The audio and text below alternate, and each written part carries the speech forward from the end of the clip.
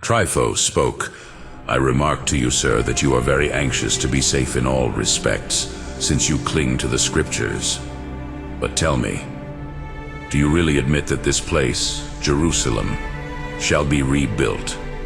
And do you expect your people to be gathered together and made joyful with Christ and the patriarchs and the prophets, both the men of our nation and other proselytes who joined them before your Christ came? Or have you given way and admitted this in order to have the appearance of worsting us in the controversies?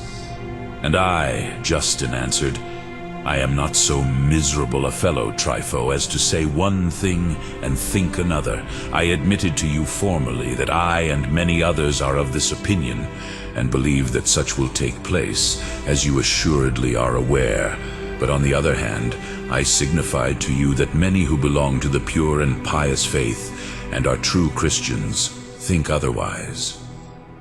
Moreover, I pointed out to you that some who are called Christians, but are godless, impious heretics, teach doctrines that are in every way blasphemous, atheistical, and foolish.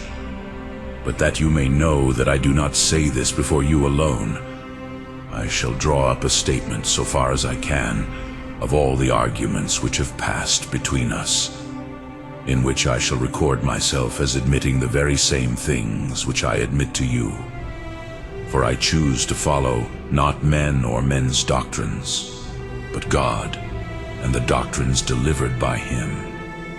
For if you have fallen in with some who are called Christians, but who do not admit this truth, and venture to blaspheme the God of Abraham, and the God of Isaac, and the God of Jacob, who say there is no resurrection of the dead, and that their souls, when they die, are taken to heaven, do not imagine that they are Christians, even as one, if he would rightly consider it, would not admit that the Sadducees, or similar sects of Genistei, Maristei, Galileans, Hellenists, Pharisees, Baptists, are Jews. Do not hear me impatiently when I tell you what I think, but are only called Jews and children of Abraham, worshiping God with the lips, as God Himself declared, but the heart was far from Him. But I and others who are right-minded Christians on all points are assured that there will be a resurrection of the dead and 1,000 years in Jerusalem, which will then be built, adorned and enlarged, as the prophets Ezekiel and Isaiah and others declare.